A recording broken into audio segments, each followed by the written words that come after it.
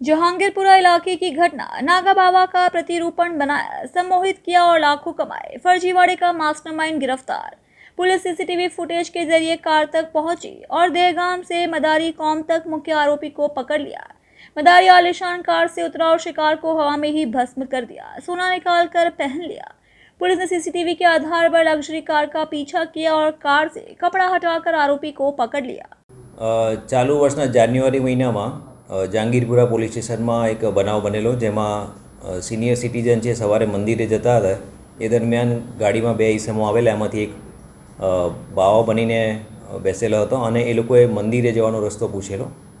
ત્યારબાદ એ લોકો સાથે વાતચીતમાં એ લોકોને એવું કહ્યું હતું કે તમારા ઉપર પ્રકોપ છે એમ કરી અને એમને વાત કરેલી. એટલે એ ચર્ચા દરમિયાન એમને એવું જણાવ્યું કે તમારે પ્રકોપ દૂર કરવો હોય તો તમારા પહેરેલા દાગીના મને આપો તો હું શુદ્ધ કરી આપું.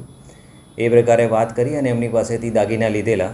અને એ સમય દરમિયાન આ જે સિનિયર સિટીઝન હતા એ એમને ખ્યાલ નહીં રહ્યો કે એને શું થઈ ગયું છે. એ સમય દરમિયાન આ જે બંને બાવો અને જે ગાડીનો ચાલક હતો એ વાહન અને દાગીના લઈ અને જતા રહેલા હતા. તપાસ દરમિયાન ગાડીના નંબર આધારે જે આરોપી છે એને શોધી કાઢવામાં આવેલો છે અને સહ આરોપી છે એ પકડવાનો બાકી છે. એ પકડાયેલ આરોપી છે એના વિરુદ્ધમાં અગાઉ ગુના નોંધાયેલા છે એવું રેકોર્ડ પરથી જણાઈ આવેલું છે.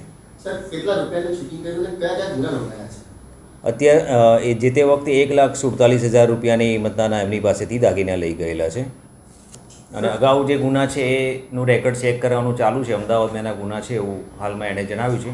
એ રેકોર્ડની પરથી ખરાઈ કરવાની બાકી છે. એમોમાં જે મેં જણાવ્યું એમ કે તમારી પર પ્રકોપ છે એવું પહેલાં જણાવે અને પછી તમે મને દાગીના આપો, હું એને શુદ્ધ કરી આપું એમ કરી અને એમની પાસેથી દાગીના લે છે. અને એ એમના કહેવા જે ભોગ બનનાર છે એમનું કહેવું એમ છે કે એમને એ સમય ધ્યાન નહીં રહેલું કે એમને શું થઈ ગયું છે. થોડા સમય પછી એમને ધ્યાનમાં આવેલું કે એમની પાસેથી દાગીના લઈને જતા હતા. સર, એવું તો ફરિયાદીઓને શું કરતા હતા કે ફરિયાદી જોડે કંઈ ઘટના બને તો ખ્યાલ પણ આવતો નથી? એ હવે ભોગ બનનારને ખ્યાલ નથી, પણ એમનું એવું માનવું છે કે કદાચ એમને તે સંમોહન કરી દીધું હશે એવું એમનું ભોગ બનનારનો ખ્યાલ છે. બાકી એમને કંઈ એમને ખવડાવ્યું હોય કે એવું કંઈ ધ્યાનમાં નથી.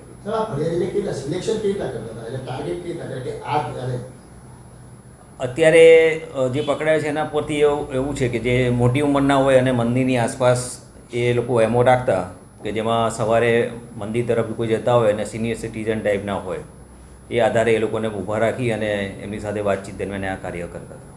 લક્ઝરીસ લાઈફસ્ટાઈલ જીવવાની પણ કંઈક એવું લાગે છે. આખી આના પાછળ કેટલી ગેરી સંકળાયેલા લોકો છે?